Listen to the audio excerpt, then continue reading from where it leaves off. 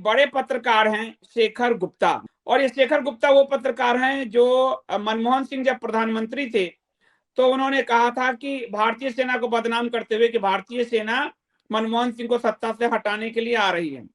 अब शेखर गुप्ता जी ने एक शगुफा छोड़ा है अभी कि जो यूपी में भारतीय जनता पार्टी जीत से हट रही थी, मोदी जी के कहने पर पुतिन ने हमला कर दिया है भाजपा की जीत दिलाने के लिए यूपी में। देखिए, मतलब मनीष सिसोदिया को सिर्फ नशा नहीं चढ़ा। आप देखिए, there was an gap in BJP UP campaign, Putin filled it. यानी पुतिन जी को मोदी जी, योगी जी ने फोन किया कि जरा युद्ध छेड़ दो क्योंकि मैं बहुमत से नीचे आ रहा हूं।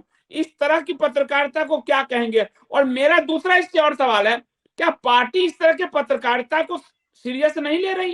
क्योंकि ये लोग प्रोपेगेंडा मशीनरी के पार्ट हैं। तो पहला, इस तरह की पत्रकारिता को क्या कहेंगे कि क्या बहुमत से बीजेपी कम थी जो पुतिन को युद्ध करना पड़ा मोदी जी के पक्ष में? और दूसरा कि पार्टी ऐसे पत्रकारों पे कार्रवाई क्यों नहीं करती जो प्रोपेगेंडा कर रहे हैं? देखिए संदीप जी, आपको बहुत अच्छे से पता है कि कुछ लुटियन जोन्स के पत्रकार क्या करते हैं और क्या कर रहे हैं। कुछ अवार्ड वापसी गए के लोग क्या करते हैं और क्या कर रहे हैं। एक लंबी फहरिस्त है। कुछ लोग टीवी चैनल पे आकर के बहुत मासूम बन के तमाम झूठे आंकड़े देते हैं। कई टीवी चैनल के पत्रकार भी हैं। तो ऐसे लोगों के खिलाफ तो कार्रवाई होनी ही चाहिए, लेकिन आज ये इतने एक्सपोज हो गए हैं कि आज देश में पढ़े लिखे लोग हैं। आज का यूथ पढ़ा लिखा है। आप देखिए कि भारत जो है किसी देश पे हमला करवा के यहाँ कोई सरकार बनाता है, या किसी देश में ऐसी कोई सरकार बनती है क्या? एक इतना झूठा प्रोपोगंडा जिसपे लोगों को हंसी भी आती है, शर्म भी आती है कि इनके सोच का दर्जा कहां रह गया है। ये आज पत्रकारिता को कलंकित कर रहे हैं। इन्होंने जो भी काम किया है 20-30 साल, ये 15-20 पत्रकार हैं, आप भी जानते हैं, और कई नाम है इस तरह के, इसी श्रेणी के 5-7 और नाम है जिनका नाम लेने से लगता है कि गलत हो जाएगा। इतने घटिया लोग हैं वो, जो पत्रकारिता को बेच रहे हैं, जो पत्रकारिता का सौदा कर रहे हैं, जो इस देश को बदनाम कर रहे हैं। आप देखिए, अगर इस देश में आज नरेंद्र मोदी नहीं होते कि यूक्रेन से लोग आ नहीं पाते। आज यूक्रेन में जो दूसरे देशों के लोग हैं वो भारत का झंडा उठा के सुरक्षित जा रहे हैं। आज ये स्थिति है भारत की, और ये स्थिति आदरणीय नरेंद्र मोदी के कारण है। इससे पहले भी तो था। इससे पहले लोग सर झुका के जाते थे। हमारे प्रधानमंत्री ऐसे कटोरा लेके खड़े रहते थे विदेशों में, जैसे पाकिस्तान के प्रधानमंत्री कटोरा लेके खड़े हैं। उनको एक आप देखिए, अभी एक वीडियो वायरल हुई थी कि 2 फुट का एक कालीन बिछा दिया गया, जैसे यहाँ हमारे यहाँ कुत्ते भी उतने बड़े कालीन पे बैठते हैं। तो वो स्थिति ये लोग देखना चाहते हैं इस भारत को। लेकिन भारत के 135 करोड़ की जनता ये समझ चुकी है कि नरेंद्र मोदी ही हिंदुस्तान को विश्व गुरु बना सकते हैं। नरेंद्र मोदी ही ऐसे हैं जो पूरी दुनिया में भारत का सम्मान दिला सकते हैं, और नरेंद्र मोदी ही ऐसे हैं जो कहीं भी दुनिया में कुछ हो तो लिए उनको बुलाया जाता। आखिर ये बताइए संदीप जी, अगर कोई चौधरी होता है तभी तो उसको बुलाया जाता है। इससे पहले कभी हिंदुस्तान के किसी प्रधानमंत्री को वर्ल्ड लेवल पे बुलाया गया?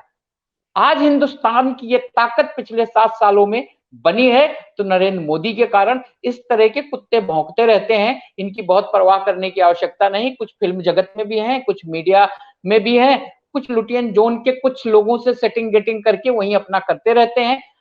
मैं इनके लिए और ये सिर्फ सर, ये ये कहूंगा नहीं, मैं पूछना चाहता हूँ, ये कौन सी पत्रकारिता है कि यूपी में बहुमत से थोड़ा पीछे रह जाएंगे इसलिए पुतिन को कहा कि युद्ध करवा दो? ये किस तरह की पत्रकारिता है? मेरी पत्रकारिता तो समझ में नहीं आ रही मुझे। ये इनका दिमागी दिवालियापन है। मैंने क्या कहा, केजरीवाल इनको भी रोज पिलाता है और ये बिना पानी डाले पी रहे हैं, इसलिए इनकी कई दिनों तक उतर नहीं रही है। इनको समझ में नहीं आ रहा है। अब ये लोग आउटडेटेड हो चुके हैं संदीप जी। इनकी बात को कोई सीरियस लेता है? आओ बाओ साओ बकते रहते हैं। यूपी को यूक्रेन से जोड़ देंगे, दिल्ली को लंदन से जोड़ देंगे, न्यूयॉर्क से जोड़ देंगे, फ्रांस से जोड़ देंगे, पेरिस से जोड़ देंगे। ये सब इनका पागलपन है। और इन्होंने ये चूंकि इससे पहले जो कांग्रेस का शासन था उसमें इन्होंने दबा के खूब मलाई खाई। आज की तारीख में इनको कोई पूछने वाला नहीं है, ये इनका फ्रस्ट्रेशन बोलता रहता है और किसी तरह से में चर्चा में आने के लिए कुछ ऐसी उल्टी सीधी उल जलूल बातें कर देते हैं। जैसे आप देखिए कि राजनीति में कोई ऐसे कुछ लोग हैं छुटभैया टाइप के लोग जिनको राजनीति में कोई महत्व नहीं मिलता, कुछ ऐसा शगुफा छोड़ देते हैं, कोई ऐसी वीडियो बना देते हैं चर्चा पाने के लिए। ये लोग उस तरह की पत्रकारिता कर रहे हैं कि किसी तरह से इनको नोटिस लिया जाए, तो इस तरह के उल जलूल बयान, इस तरह के उल जलूल बातें कर देते हैं। मैं कहता हूं कि सरकार से इनके ऊपर कार्रवाई होनी चाहिए और जो भी लुटियन जोन के लोग हैं, मैं बहुत दावे के साथ कहता हूं कि बहुत ज्यादा दिन तक अब ये चलने वाला नहीं है। बहुत सालों से ये इस तरह की बातें कर रहे हैं, इस पे भी कार्रवाई होगी। नागेश जी ने ये पूछा था कि बीजेपी कब इन पर एक्शन लेगी, तो बीजेपी के प्रवक्ता कह रहे हैं कि इन सब पे कार्रवाई होगी। उम्मीद की जानी चाहिए कि कार्रवाई हो, क्योंकि ये किस तरह का प्रोपेगेंडा है कि ये व्यक्ति कह रहे हैं कि यूपी चुनाव जीतने के लिए रूस ने यूक्रेन पर हमला कर दिया। ऐसे पत्रकार, मतलब कमाल हो गया, ये पत्रकारिता हो रही है। और मैं कहूंगा कि रघुवंशी जी ये एक विश्वास देकर जाए कि ऐसे लोगों पे कार्रवाई होगी। सर, मेरे काफी सारे लोग पूछ रहे हैं, दर्शक जो है, कि ऐसे लोगों पे कार्रवाई के लिए पार्टी, जैसे यूपी में योगी आदित्यनाथ कार्रवाई कराते हैं, राजदीप पे केस दर्ज हुआ फर्जीवाड़ा करने के लिए, सिद्धार्थ वरदराजन पे केस दर्ज हुआ फर्जीवाड़ा करने के लिए, अभिषार शर्मा पे दर्ज हुआ, अभिषार शर्मा की नौकरी ही गई क्योंकि केस दर्ज हुआ उसके खिलाफ, झूठ फैला रहा था। ये दिल्ली में क्यों नहीं हो रहा सर? दिल्ली भाजपा भी अपनी तरफ से केस दर्ज कराए ऐसे लोगों के खिलाफ। देखिए संदीप जी, कई सारे ऐसे लोग हैं जो वॉच किए जा रहे हैं कि किस तरह से समाज में वो बैमनस फैला रहे हैं, झूठ फैला रहे हैं। उन सब के खिलाफ कार्रवाई होगी, सबके खिलाफ केस दर्ज होगा। पत्रकार होने का मतलब ये नहीं है कि आप कुछ भी करिए, आप समाज से बाहर नहीं हैं, आप कुछ भी करने के अधिकारी नहीं हैं। आप पत्रकार हैं, ठीक है, आप अच्छी बात है, आप समाज को एक आईना दिखाने वाली बात पहले कही जाती थी, लेकिन इन लोगों के कारण पत्रकारिता बदनाम हुई है, इन लोगों के कारण पेशे का मान घटा है, इन लोगों के कारण जो दूसरे सही पत्रकार हैं, जो ईमानदारी से काम करते हैं समाज में, उनकी भी रेपुटेशन घटी है। मैं तो कहता हूं कि जो पत्रकार हैं उनको भी लामबंद होना चाहिए, ऐसे घटिया पत्रकारों की जो उनकी मान प्रतिष्ठा को गिराने का काम करते हैं, उनको भी लामबंद होना चाहिए। और सरकार को यह दरखास्त देनी चाहिए कि इन पे कार्रवाई करे। सरकार अपने लेवल पे जांच पड़ताल कर रही, जैसा कि आपने कहा, कई लोगों पे कार्रवाई हुई है और कई लोग कार्रवाई के मुहाने पे खड़े हैं, उनके ऊपर भी कार्रवाई होनी है।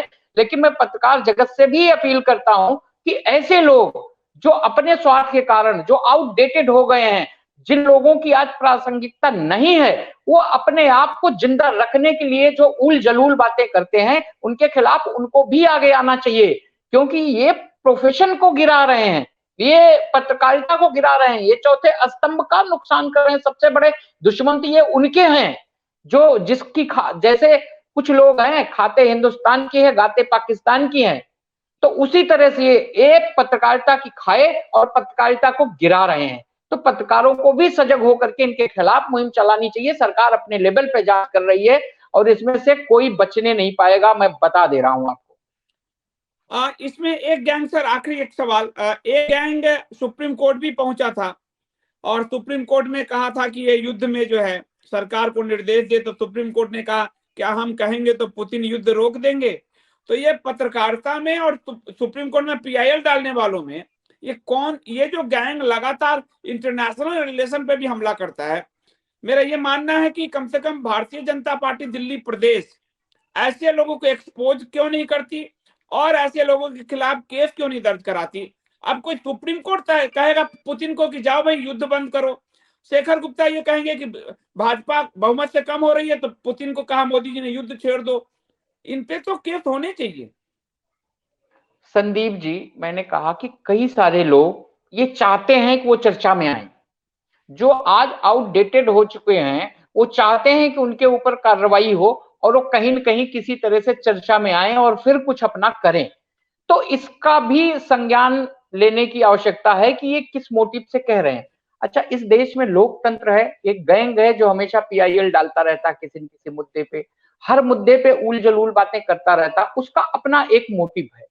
उसको भी हमको ध्यान में रखना है कि ऐसा ना हो कि हम उसके किसी उसमें ट्रैप में फंस जाएं। उसकी भी, उससे भी बच के चलना है। लेकिन जो लोग इस तरह का कर रहे हैं, मैं आपको आज बहुत ही विश्वास के साथ कह रहा हूं कि होनी है। जो भी समाज में और पत्रकारिता के मूल्यों को गिराने का काम कर रहे हैं, समाज में अफवाह फैलाने का काम कर रहे हैं, उनके सबके खिलाफ सख्त कार्रवाई होनी चाहिए और होगी।